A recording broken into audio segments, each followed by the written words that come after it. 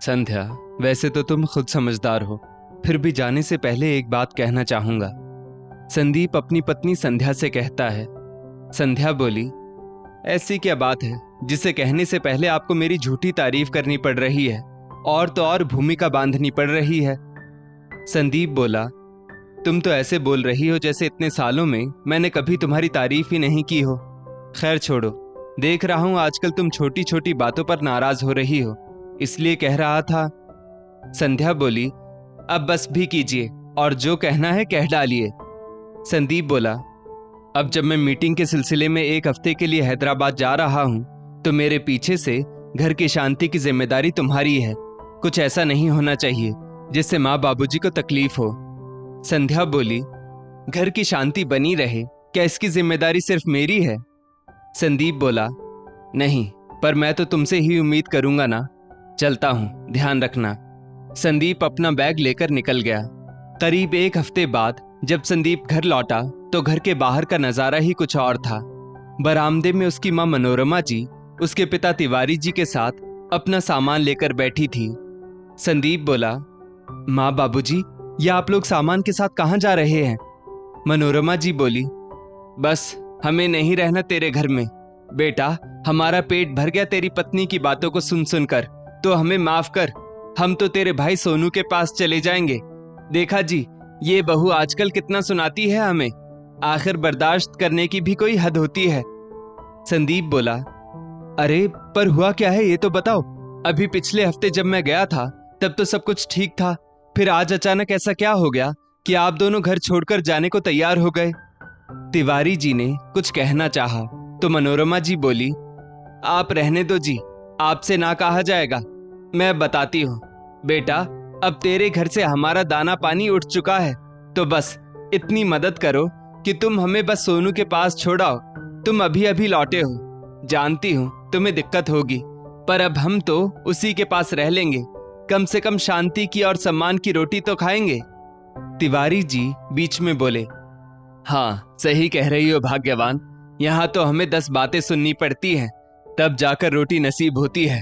और तो और यहाँ बहू के सामने हम अपने पोते पोती से मजाक भी नहीं कर सकते। संदीप बोला, पापा अंदर तो चलो, अंदर बैठकर शांति से बात करते हैं, और मैं बात करता हूँ आपकी बहू से कि आखिर क्या बात हो गई, मैं भी तो जानूं। तिवारी जी उठने ही वाले थे कि मनोरमा जी उन्हें इशारा करते हुए बोली, देखो संदीप, तुम अपनी पत्नी की बातें सुनते रहो, हमें उससे कोई मतलब नहीं। तुम तो बस हमें सोनू के घर छोड़ाओ, क्यों जी? तिवारी जी वापस से बैठ गए और बोले, हाँ हाँ, और नहीं तो क्या। और अगर तुम हमें सोनू के वहां नहीं छोड़ सकते तो कहो, हम उसे फोन करके बुला लेते हैं, क्योंकि अब हमें एक पल भी नहीं रहना इस घर में। अरे सिर्फ इतना ही तो कहा था मैंने अपने पोते से कि हम तुझे तेरी मम्मी से ज्यादा प्यार करते हैं। बस इतनी सी बात पर उसने हमें इतना सुना दिया। आखिरकार संदीप ने जैसे तैसे हाथ पैर जोड़कर अपने माँ पापा को मनाया और उन्हें अंदर लेकर आया। उन्हें उनके कमरे में बिठाकर वो सीधा अपने कमरे में गया और संध्या से बोला, इतना समझा कर गया था, पर तुमसे एक हफ्ता भी नहीं रहा गया ना। बाहर इतना तमाशा हो रहा है और तुम यहाँ शांतिपूर्वक बैठी हुई हो। तुम्हें नहीं लगता कि आजकल तुम्हारी जबान कुछ ज्यादा ही चलने लगी है? बड़ी संस्कारी बनी फिरती हो, यही सिखाया है तुम्हारे माँ बाप ने। लंबी सांस भरते हुए संध्या बोली, वो क्या है न पति देव, मेरे मायके के संस्कार अब आपके इस घर के बोझ को और नहीं उठा सकते। संदीप बोला, क्या मतलब? संध्या बोली, अगर शादी के 10 साल बाद बहू अपनी जबान चलाने लगी है तो जाहिर सी बात है ये तो आपके ही परिवार ने सिखाया होगा मुझे, क्योंकि अपने माता पिता के दिए हुए संस्कारों को तो मैं शुरुआत में दिखा चुकी हूं, जो आपके माता पिता को पसंद नहीं आए, तो अब मैं चुप नहीं रहूंगी। संदीप बोला, मानता हूं तुमने बहुत दिन बर्दाश्त किया, और जब तुम खुद कह रही हो कि 10 साल तक चुप रही तो अभी भी चुप रह लेती। क्यों बेवजह अपनी जबान चला रही हो और क्यों घर की शांति भंग कर रही हो? अरे तुम समझती क्यों नहीं कि ये सब करके तुम बेवजह मेरा जीना दुश्वार कर रही हो? संध्या बोली, 10 साल तक मैं इसलिए चुप रही क्योंकि कहीं ना कहीं मुझे ये उम्मीद थी कि कभी तो आप मेरे लिए बोलेंगे, लेकिन 10 साल तक जब आपने एक शब्द नहीं बोला तो आखिरकार आज मुझे खुद ही अपने लिए बोलना पड़ा। आज भी देखिए, आप उनके लिए मुझसे लड़ने को तैयार हो गए। कभी मेरे लिए भी उन लोगों से लड़ लिया करो। हमेशा पत्नी ही गलत नहीं होती है पतिदेव। कभी सोचा कि माता पिता भी कभी कभार गलत हो सकते हैं? संदीप बोला, बस करो अपना ये ड्रामा। देखो, आज वो लोग घर छोड़कर जाने को तैयार हो गए, सिर्फ और सिर्फ तुम्हारे कारण। संध्या बोली, मेरे कारण? सोचिए मुझे कैसा लगा होगा जब मुझे पता चला कि मेरे बच्चों को वो मेरे ही खिलाफ भड़का रहे हों, वो भी ये कहकर कि तुम्हारी मम्मी तुम लोगों को प्यार नहीं करती।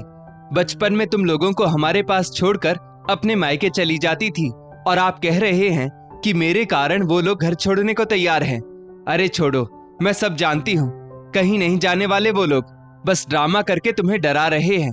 आज 10 साल तो मुझे इस घर में हो गए। क्या मुझे नहीं पता कि उनके छोटे बेटे बहू ने कभी उनकी जिम्मेदारी नहीं उठाई और एक आप ही हो जो उनके ड्रामे को सच मान लेते हो? संदीप बोला, तुमसे तो आजकल बात करने का मतलब अपना सिर फोड़ना है। पता नहीं क्या समझती हो अपने आप को। अब बैठी क्या हो, रसोई में जाओ और खाना बनाओ सबके लिए। अपनी बात कहकर संदीप वहां से जाने को हुआ। संध्या बोली, बताओ भला, जिस बहू से इतना नाराज रहेंगे, इतने तमाशे के बाद भी उसके हाथ का ही बना खाना खाएंगे? ये ड्रामा नहीं तो और क्या है? फिर भी संध्या उठकर खाना बनाने रसोई में चली गई। दरअसल संध्या को इस घर में 10 साल हो चुके थे। इन 10 सालों में कितनी बदल गई थी वो, उसे भी विश्वास नहीं हो रहा था। सास ससुर शुरू से ही तेज स्वभाव के थे।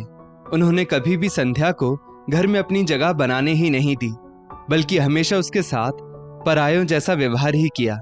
कई बार तो वो संदीप के सामने भी ऐसा व्यवहार करते थे, पर संदीप कभी कुछ नहीं कहता था और यही कारण था कि उनकी हिम्मत बढ़ती चली गई।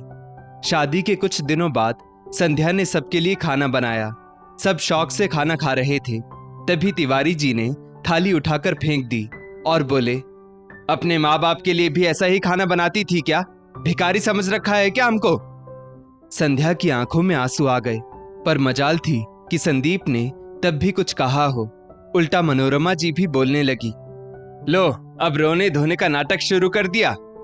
संध्या रोते हुए अपने कमरे में चली गई तो संदीप कमरे में आकर बोला, एक बार माँ से पूछ लिया करो कि कैसा खाना बनाना है।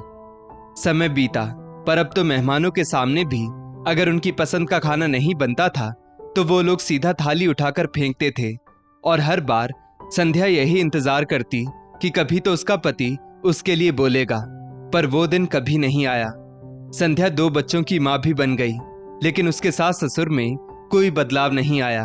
अब तो आलम यह था कि वो लोग संध्या के साथ उसके बच्चों को उसके मायके नहीं जाने देते और फिर बच्चों से कहते कि तुम्हारी माँ तुम्हें छोड़कर चली गई। संध्या ने ये बात पहले भी संदीप से कही थी तो वो बोला, अरे वो दादा दादी हैं तो अपने पोते पोती से मजाक कर रहे होंगे, तुम उनकी बातों को दिल पर क्यों ले रही हो? और फिर उनका मन बच्चों के बगैर नहीं लगता, इसलिए बच्चों को यहाँ रख लेते हैं। वक्त यूं ही बीतता गया। फिर छोटी बहू आई तो उसके साथ भी उन्होंने ऐसा ही व्यवहार करने की कोशिश की, पर छोटा बेटा सोनू लड़ पड़ा और अपनी पत्नी को लेकर अलग हो गया और तब से वे लोग अपने बड़े बेटे संदीप के साथ ही रहते थे। देवरानी तेज थी, उसने संध्या से साफ साफ कहा, आप ही झेलो इनको, मेरे साथ अगर इन्होंने ऐसी हरकत की तो मैं तो उल्टा 2-4 और सुना दूंगी। अभी 5 महीने पहले की बात है। सोनू के बेटे प्रिंस का पहला जन्मदिन था तो सब रिश्तेदारों को बुलाया गया था। पार्टी खत्म होने के बाद जब सब घर आए तो संध्या का 6 साल का बेटा गोलू उसके पास आकर बोला, मम्मी, प्रिंस के नाना नानी कितने अच्छे हैं ना, कितने अच्छे अच्छे गिफ्ट दिए उन्होंने। मेरे नाना नानी जी तो फटीचर हैं, इसलिए आप मेरा बर्थडे सेलिब्रेट नहीं करती है ना? संध्या ने गोलू के गाल पर एक चांटा रसीद कर दिया। गोलू रोते रोते बोला, मैं तो वही बोल रहा हूं जो दादा दादी कहते हैं, फिर आपने मुझे क्यों मारा? बेटे की बात सुनकर संध्या के तन बदन में आग सी लग गई। उसने संदीप की तरफ देखा, पर उस दिन भी संदीप ने कुछ नहीं कहा। उसी दिन संध्या ने तय कर लिया था कि अब वो चुप नहीं रहेगी। संदीप के हैदराबाद जाने के 2 दिन बाद ही संध्या ने अपने कानों से सुना कि मनोरमा जी और तिवारी जी फिर से गोलू और पिंकी के सामने संध्या और उसके मायके वालों की बुराई कर रहे थे। संध्या जैसे ही कमरे में आई वो लोग चुप हो गए। संध्या ने बच्चों को कमरे से बाहर जाने को कहा और बोली, माँ जी, पापा जी, मुझे आपसे ये उम्मीद नहीं थी। क्या कहा आपने अपने पोते से कि उसके नाना फटीचर हैं? तिवारी जी गर्व से बोले, हाँ, कह दिया तो क्या हुआ? कोई पहाड़ टूट पड़ा क्या? जो सच है वही तो बोला है। संध्या बोली, बस जो बोलना था आपने बोल लिया। आज के बाद अगर आपने ऐसी कोई भी बात मेरे बच्चों से की तो मुझसे बुरा कोई नहीं होगा।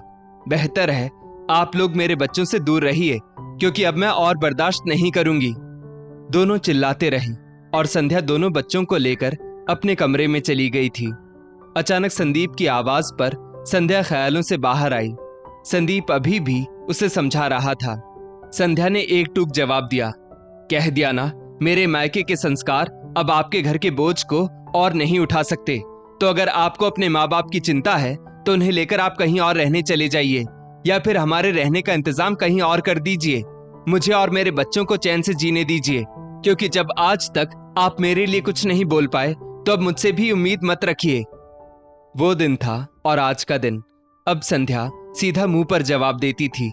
तिवारी जी और मनोरमा जी को भी पता था कि वो बस नाटक कर सकते हैं, कहीं और कोई ठिकाना तो है नहीं, और रोटी तो इस आंगन में ही मिलेगी। इसलिए अब वो लोग चुप रहने में ही भलाई समझते थे। मनोरमा जी अभी भी संदीप के कान भरने की कोशिश करती तो संदीप कहता, माँ अब बस भी करो। आप लोगों ने अपने व्यवहार की वजह से मेरा सिर भी झुका दिया, तभी तो मैं भी अब संध्या से नजरें नहीं मिला पाता हूँ। सच कहते हैं लोग, इंसान की इज्जत अपने हाथों में होती है। तो अब आप लोग सोच लो कि शांति पूर्वक 2 रोटी चाहिए या दर दर की ठोकर, क्योंकि उसके संस्कार अब आप लोगों की बदतमीजी का बोझ तो उठा नहीं सकते। तो मेरा घर बर्बाद मत कीजिए। दोस्तों, इस स्टोरी को लेकर आपकी क्या राय है? नीचे कमेंट करके जरूर बताइएगा, और ऐसी ही और भी बेहतरीन वीडियोस के लिए हमारा पेज जरूर फॉलो करें। धन्यवाद।